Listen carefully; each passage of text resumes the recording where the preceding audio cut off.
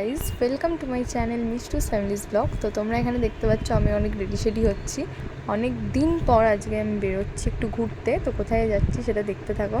এই যে আমি রেডি হয়ে একদম নেমে পড়েছি। তো বেরিয়ে পড়েছি যেখানে যাব সেখানের উদ্দেশ্যে। বাট যা হয় একই অবস্থা প্রত্যেক দিনকার মতো, বিশাল ট্রাফিক। যেখানে আমরা যাচ্ছি অলরেডি 20 মিনিটস লেট, এরপরেও আবার এত ট্রাফিক। তো কী আর করা যাবে, এত ট্রাফিক পেরিয়েই আমরা গেলাম। তারপরে ঝটপট করে, হ্যাঁ তোমরা ঠিকই ভেবেছো, আমরা মুভি দেখতে গেছিলাম।